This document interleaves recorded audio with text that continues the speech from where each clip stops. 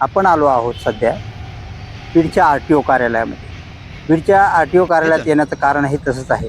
काल बीडच्या शहर वाहतूक शाखेचे पोलीस निरीक्षक वैभव पाटील यांनी 2 स्कूल बस आपल्या ताब्यात घेतल्या आणि त्या ताब्यात घेतल्यानंतर स्कूल बसची अवस्था काय आहे आणि आपल्या पाल्याची काय परिस्थिती होऊ शकते ही गंभीर परिस्थिती आपल्या समोर घेऊन येण्यासाठी आम्ही ते विचारण्यासाठी RTO कार्यालयात आलो आहोत. काल पकडलेल्या गाड्यांना अक्षरशः त्यांचं परमिट संपलेलं आहे, त्यांचा फिटनेस नाही, त्याच्या काचा तुटलेल्या आहेत, त्याचे टायर खराब आहेत, ड्रायव्हरचं फिटनेस नाही. ह्या सर्व बाबी असतानाही हजारो रुपये पालकांकडून घेऊन बालकाला शाळेमध्ये नेण्याची जबाबदारी ही शाळा कशा पद्धतीने पार पाडत आहे त्या संदर्भात RTO ऑफिसरला आम्ही चर्चा केली असता त्यांनी स्पष्ट सांगितले की या दोन्ही गाड्यांना असा दंड आम्ही ठोठावला आहे.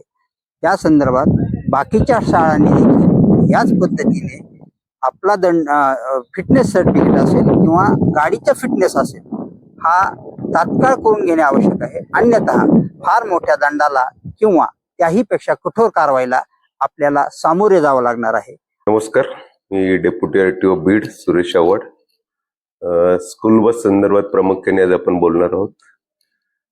नुकतीच शासनाने स्कूल बस धोरण 2026 जाहीर केलेले आहे. कालच आमच्या पथकाने 2 जे बस स्कूल बस आहेत MS23W0580 आणि MS23W0607 या 2 वाहनांवर कारवाई केलेली आहे.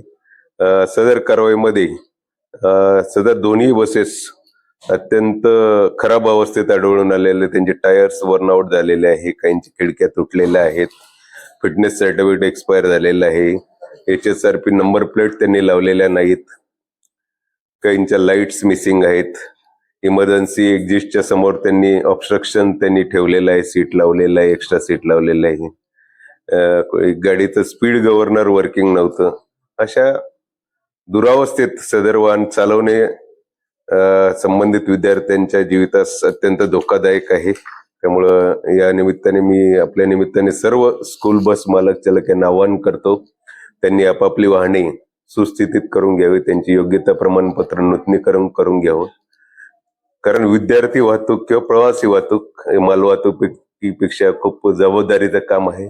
पण जेव्हा आपल्या वाहनातून 30-40-50 विद्यार्थ्यांची वाहतूक करतो तेव्हा 40-50 कुटुंब आपल्या भरोश्यावर ते डिपेंड असतात, आपल्यावर त्यांची सुरक्षितता आपल्यावर डिपेंड असते. त्यामुळे त्या प्रामुख्याने त्याची काळजी घेऊन सर्व बस मालक चालक यांना विनंती आहे, आव्हान आहे, येत्या 15 ऑगस्ट किंवा 20 ऑगस्ट पर्यंत साधारणपणे आपल्या सर्व वाहनांचे जे काही थकीत कामं असतील, फिटनेस रिन्युअल असेल, टायर्स असतील, खिडक्या दरवाज्यांची काही कामं असतील, CCTV लावणे असतील, अद्ययावत करून घ्यावे. यानंतर उपप्रादेशिक परिवहन कार्यालय बीड आणि ट्रॅफिक पोलीस बीड यांच्या वतीने संयुक्त कारवाई करण्यात येणारी तपासणी मोहीम राबवण्यात येणार मोठ्या प्रमाणात.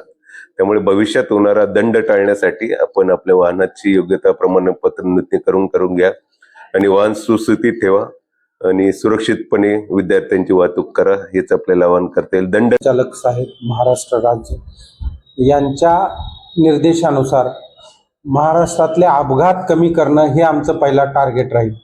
लहान मुलं जी शाळेत जातात त्यांच्या बसेस किंवा स्कूल बसेसची सुव्यवस्था राखणे या संदर्भात जे नियम आणि शर्तीनुसार आम्ही आता सर्व शाळांना 8-10 दिवसापूर्वी एक पत्र लिहिलेलं आहे. ती वाहने महाराष्ट्र शासनाने किंवा मान्य उच्च न्यायालय, मान्य सर्वोच्च न्यायालय यांनी आखून दिलेल्या नियम आणि अटीनुसारच ती वाहने असावीत आणि ती वाहने तशी नसतील तर कायद्यानुसार कायदेशीर कारवाई करण्यात येईल.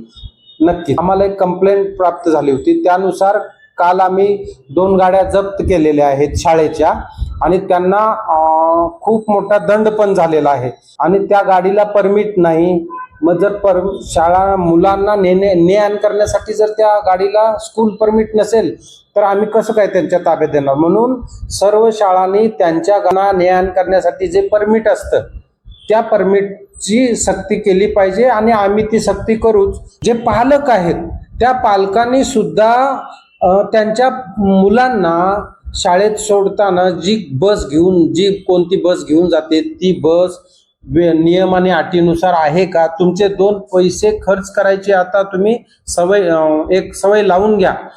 जर का तुम्ही 2 पैशाकडे बघून तुमच्या पाल्याचा जीव धोक्यात टाकून आणि जर त्याला तुम्ही प्रोत्साहन देत असाल तर ती खूप मोठी चुकीची गोष्ट आहे.